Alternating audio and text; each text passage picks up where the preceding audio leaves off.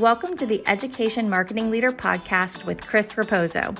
If you're looking to dive into the latest industry insights, draw inspiration from education success stories, or just want to sharpen your marketing skills, you're in the right place.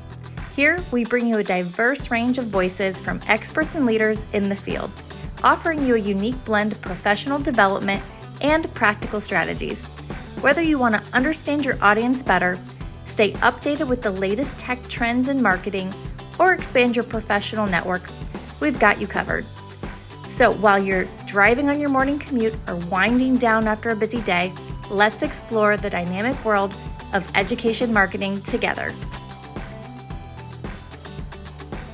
Hello, everyone, and welcome back to another episode of the Education Marketing Leader. Today, my guest joins me from Cape Cod. His name is John Fonseca, and he is the Digital Marketing Specialist at Cape Cod Community College. John, welcome to the show.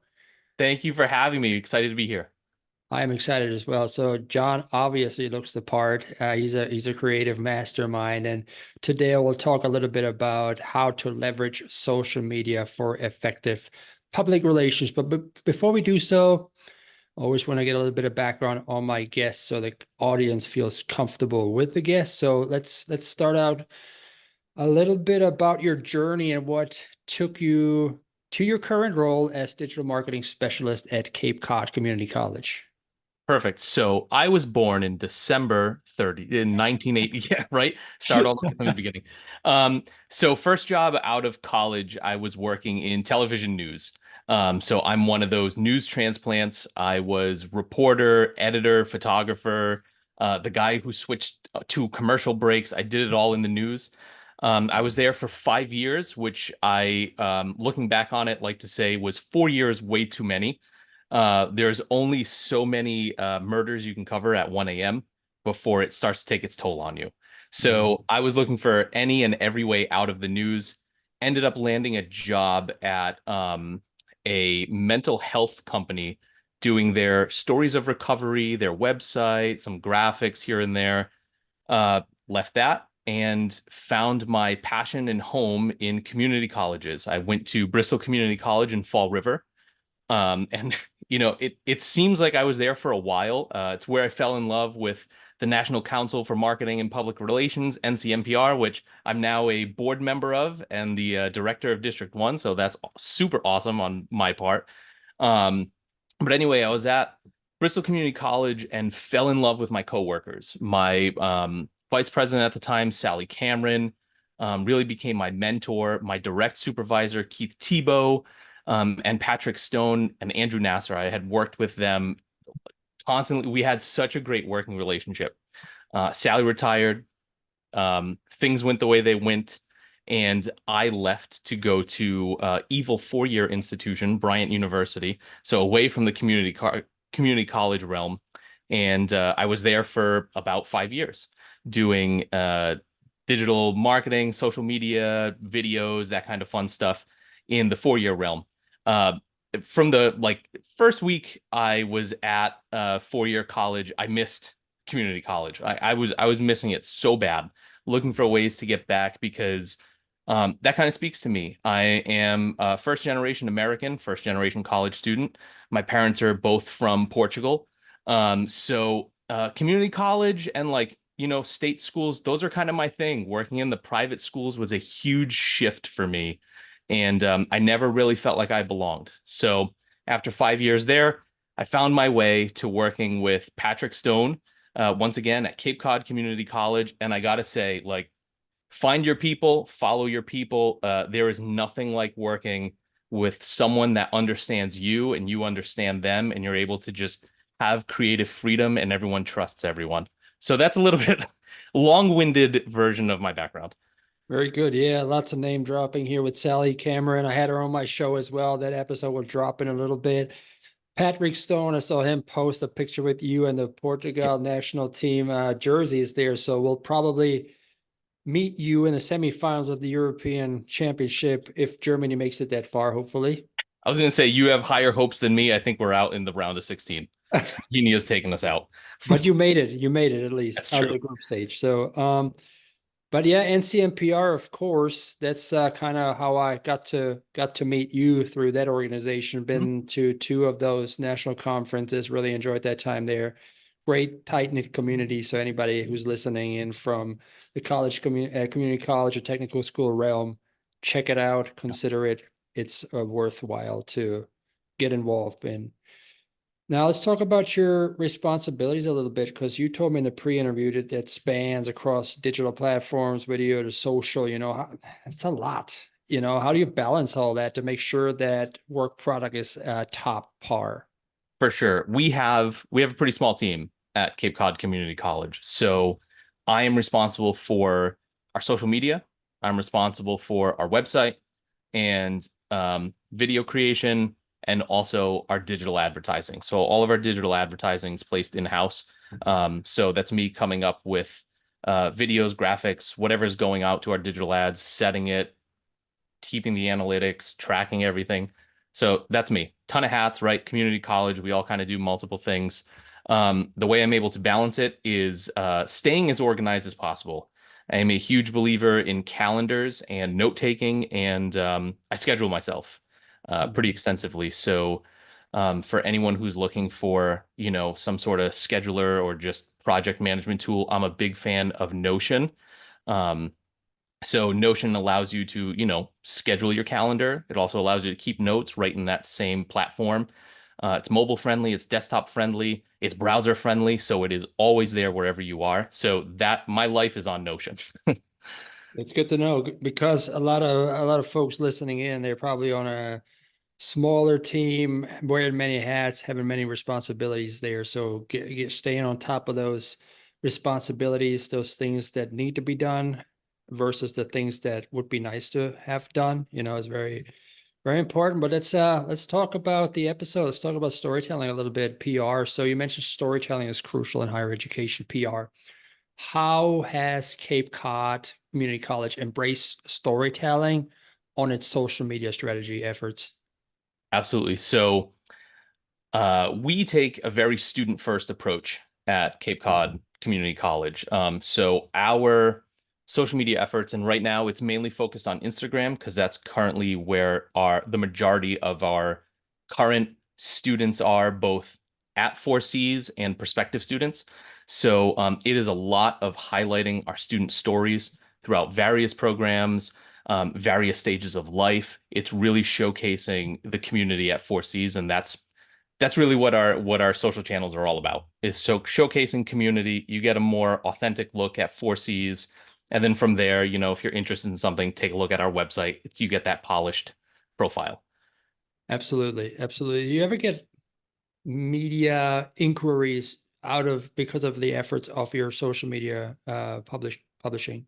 Yeah, for sure. So we Cape Cod, where it's located, we're not near Boston, where that major media market is. We're not near Providence, where that major media market is. So we're kind of all alone on the islands of Cape Cod. And really, when we get picked up, it's because we've posted something on our social channels. We've tagged the right people.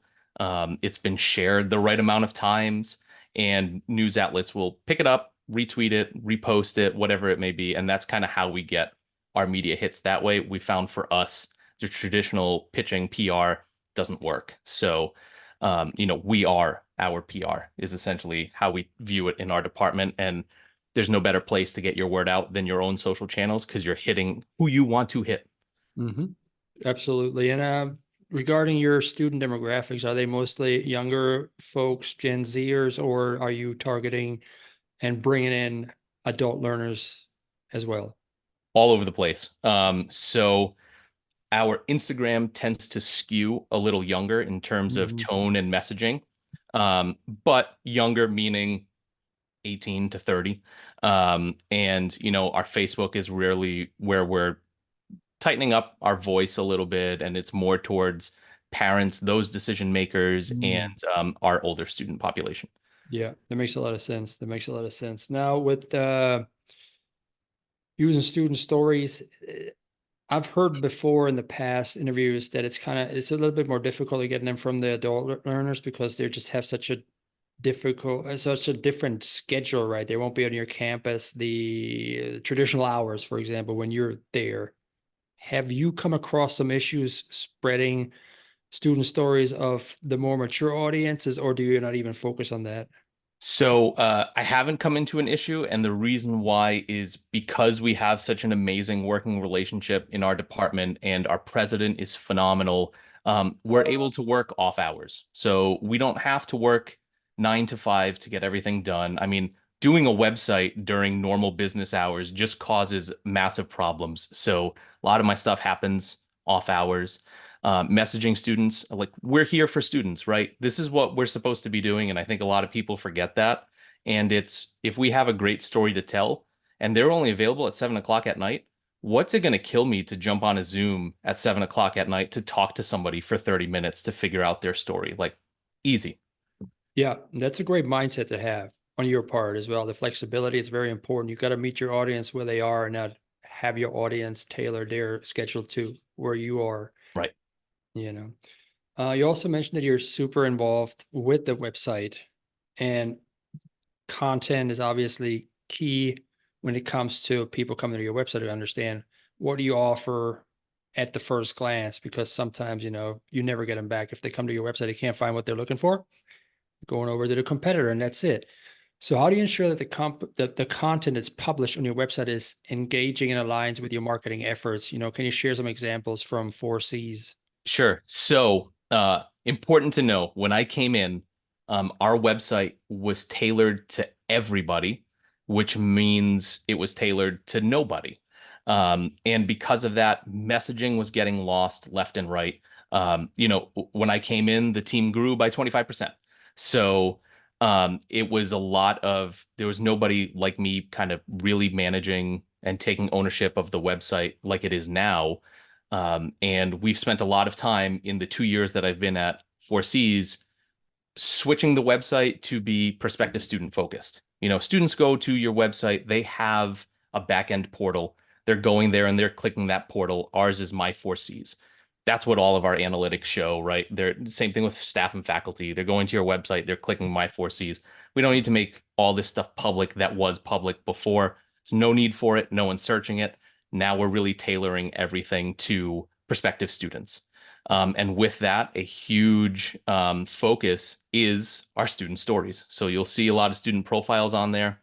Currently, we're working with our different programs to get specific students for each program, ideally 6 in each program, to do a quick profile on. So when you're looking at the nursing program, you're saying, hey, look, there's 6 faces here. This one reminds me of myself. I'm going to click on that profile. I'm going to read it.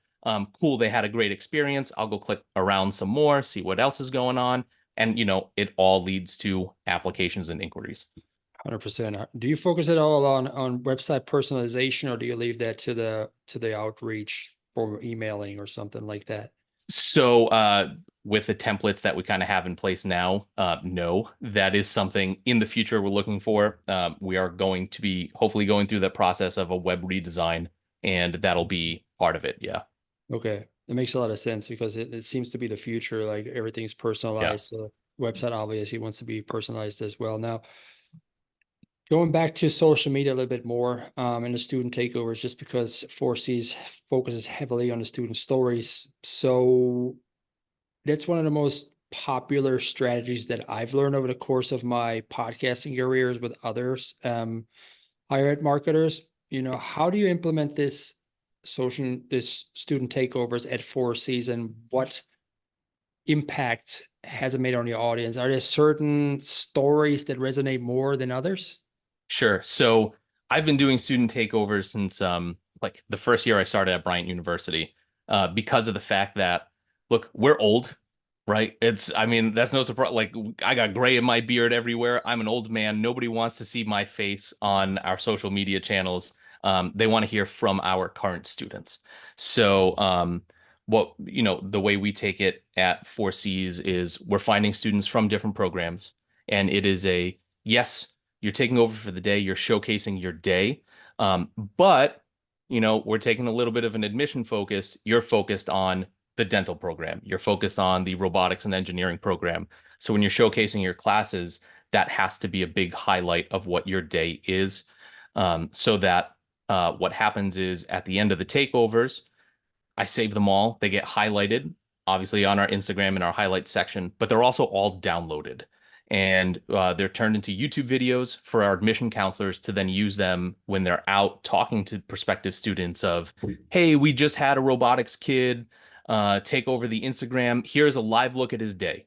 It's not a polished video because people don't want polished videos.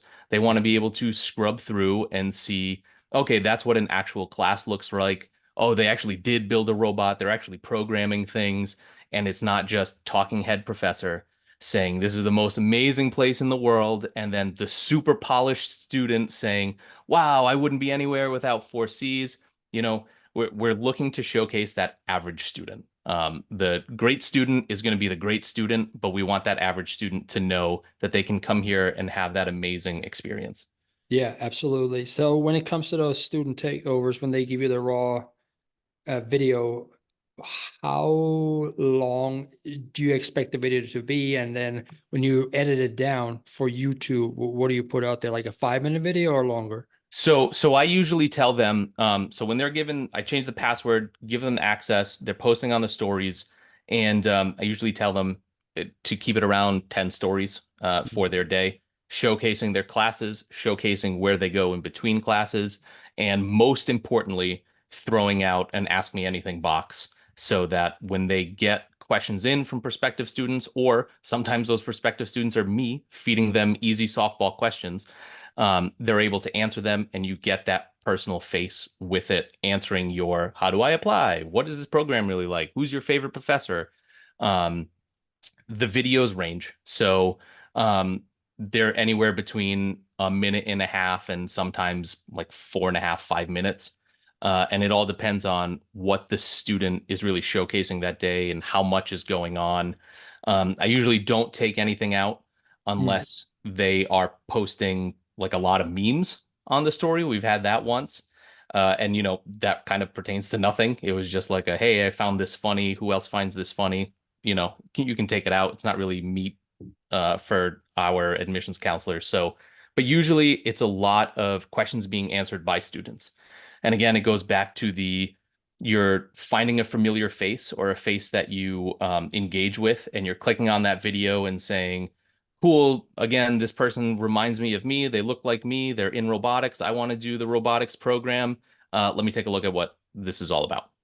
Yeah, absolutely. Absolutely. And so you have them on social media, right? In your opinion, how do you see it? John Pelusi, for example, content marketing, Mastero says it's considered rented land. Do you see it as controlled media and owned land, or do you see it as also part of the rented land? And you probably want to make sure that you get someone from social media to your website to leave some sort of information to get them into a nurture funnel. So yes, right. Like it is rented land. End of the day, like, I mean, you can even go as far as to the whole TikTok situation. It's not going to go away, but the threat is there that it could go away at some point. I mean, Meta could decide to just end Instagram tomorrow, move to something else. So in terms of rented versus owned land, what we're trying to do at 4Cs is pump a lot of our students, at least current students and then future alumni, to our own in-house app, where does have that social aspect. Obviously, they can post things of looking to sell my books. Hey, can I get a ride from anybody to campus today? And keep them engaged. So through their years at 4Cs and alumni. Obviously, this is something that's kicking off hopefully this fall, and then it'll just grow from there.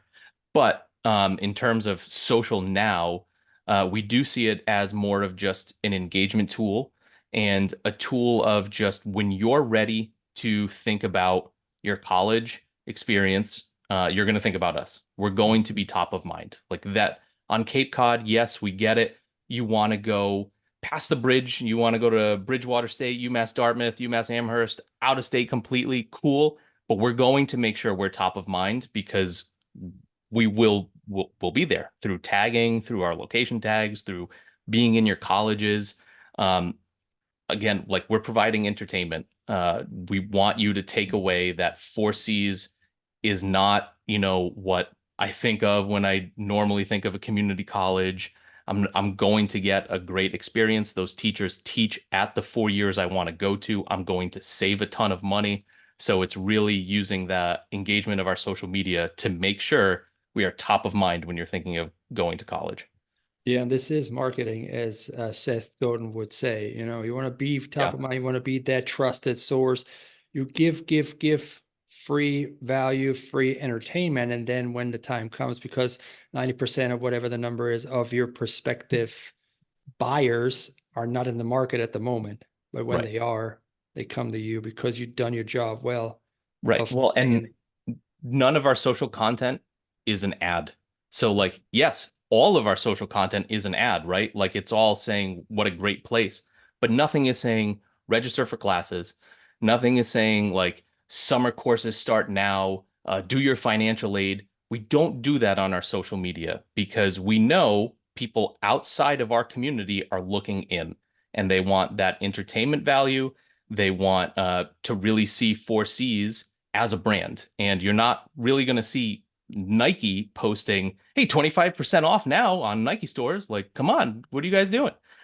So when it comes to ads, if we need our current students to register for classes, we'll pull a spreadsheet and we'll market directly to them. We'll pull out some digital ads and hit them with some digital ads. Same thing with prospective students, but you're not going to see on our social channels applications open. Like, come on, guys, time to apply. Only 8 more days left. So that's kind of how we view our social channels. Yeah, that's I love it. I obviously can resonate with it as a marketer. Sometimes it's very difficult to communicate that value to stakeholders and C-suite or the cabinet, right? To say, hey, we're not pushing, we're pulling with our entertainment factor, Yep. entertainment value there. Now, lots of things are happening always in marketing and PR. Are there some current PR trends that you're seeing in higher ed that So you're I think, implementing at Cape Cod Community College, and what are these trends? yeah, I think the biggest thing, I don't know if I'd even consider it a trend anymore, is really just the authenticity of everything. So it's not posting out a sharp graphic that your graphic designer made on your social media and hoping you're going to get likes and views and whatever. That's not what people want. They want faces. They want authenticity, whether it be from you, your students, your president, your faculty. They don't want those polished videos anymore, right? TikTok changed all of that for us. So Yep. it's a hop on board or die kind of a thing. Um, I love the thought of authenticity. It's made my job a lot easier because I don't have to be on campus filming these events all the time. I can send a student out to get a recap of what was happening today. We can create a quick 30-second video, and that's going to pull more engagement than if I was to spend 6 hours on campus shooting and then editing and setting it to the right tone of music. So authenticity, right? Authenticity is king. I hope we stay this way forever. I think we're going to with the rise of AI. It's just going to make us crave that authenticity more. So I'm here for it. And it's what the audience is used to because it's what they're seeing their friends do. Mhm. So, and there's this app called Be Real. I mean, it Yes. is, very popular in the name itself, like, just be real about it and whatever you post. So obviously you have to engage the right audience because earlier you said your old website was for everybody. And if you market to everybody, you market to nobody. Right. So what are some of the strategies that you have found most effective to come up first with the right audience and then create content that resonates with them? Sure. So I think it's a lot of looking at your data, and trial and error. So for the first while at 4Cs, it was, okay, what's the tone of voice we need to use on each platform?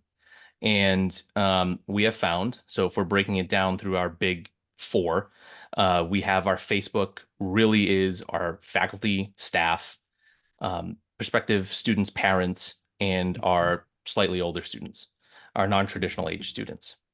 So our tone of voice there is not as fun as it is on Instagram. Instagram, we're a lot more playful because those are our current students. I like to say at this point, 40 and younger, and our prospective students are on our Instagram channel. Our LinkedIn is really tailored to, I like to call it our sophisticated cocktail party. So, you have constituents there, you have our state reps, obviously faculty and staff, they want to share their accomplishments. And it is really like Great Gatsby, Leo DiCaprio holding out that glass, like, hey, look at me, toast everybody. And our TikTok is the Wild Wild West. It is memes, it is fun, it is for pure enjoyment and engagement. We are never going to try and sell you on why you need to come take classes. It is just there for the entertainment value from, let's say, 30 and below. Mm-hmm. Absolutely. I love that. And we talked about soccer a little bit earlier. Yeah. And in our pre-interview, you told me you're interested in incorporating some soccer or sporty content into your social media strategies. Now, how do you see this fitting into the overall PR strategy? Is it a seasonal thing, or you do this year round? So right now, kind of a seasonal thing. We don't have athletics at 4Cs. It is something we're currently exploring. So hopefully there will be a lot more, athletic things in our social content channels. But right now, like for March Madness, we did March Madness, but it was study sessions. So where's your favorite study room? And it's not just because it's sports. Obviously, yeah, it's hopping on the trend of, cool, this is happening during March Madness. We're not going to post it out now. But it's also, it gives our users a way to interact with us. So it's click between, do you like the science building? Do you like the library? Click, vote, whatever. It's just more and more engagement time after time, using kind of like sporty topics, Euro Cup, Copa America, playing off that. If it's a poll, people love engaging with you, so give them a reason to engage. Yeah, that is smart. So even if you don't have the athletics program at your school, your audience is still into it, and they're watching, and they know what's going on. They are on the beat of things, and that you're on there as well. It's another layer of trust that you build with them. Talking about higher ed marketers listening in, what is one piece of advice you would give them to leverage their social media a little bit more to get in front of their audience and build that trust? The biggest piece of advice would be, if you're posting graphics on your social media, your pretty graphics from your graphic designer, stop. Just stop doing it. Look at your data. It's showing you that nobody is engaging with that post. There is a different way that you can get that information out. Yes, if you need to put something out about FAFSA deadlines, about ad drop periods for classes, do it. Use a face. Use a human face to get that message out. Stop putting graphics. It's killing your numbers. It's killing your engagement. And at the end of the day, you're getting lower and lower on people's feeds, and they're not going to see you. So that's like my biggest hill right now. But it's also you need to fail fast to succeed sooner. So if you're not trying new things, you're going to be stuck behind, and you're going to go to these conferences and you're going to say, wow, we are so far behind what everyone else is doing. Just try things. They're not all going to work. Not everything I've done has been amazing. It hasn't all worked. I've had some really bad fumbles. But that's how you learn. Fail fast, succeed sooner. Absolutely. Yep. I love that. Love that advice. Thank you, John, for this insightful episode. How can people get in touch with you if they want to learn more about you or from you? So LinkedIn is my big thing. I like to have, I kind of have multiple personalities. I have my Instagram, John, which is mainly pictures of bread and other things that I bake and some soccer stuff. You can follow me there if you want. It's at Fun with Fonseca, all one word. Or my LinkedIn John, you can go follow, talking about his career achievements and, typical LinkedIn fun nonsense stuff. It's just, / Jonathan Fonseca. You can find me right there. I probably have the same ridiculous shirt and hat on. So very good. I'll be sure to tag you in the recap. Awesome. Well, John, thank you so much for being part of the Education Marketing Leader, my friend. Thank you very much for having me, Chris. This was great. You bet. Take care, man. Bye. Hey, thanks so much for tuning into the show today. If you enjoyed it, don't keep it to yourself. Share with your friends in your network. And if you have a moment, I would really appreciate a review of the podcast. That'll help other people find the show as well. Tune in every Thursday morning at 8 a.m. when I release another episode. Take care now. Have a good one, friends.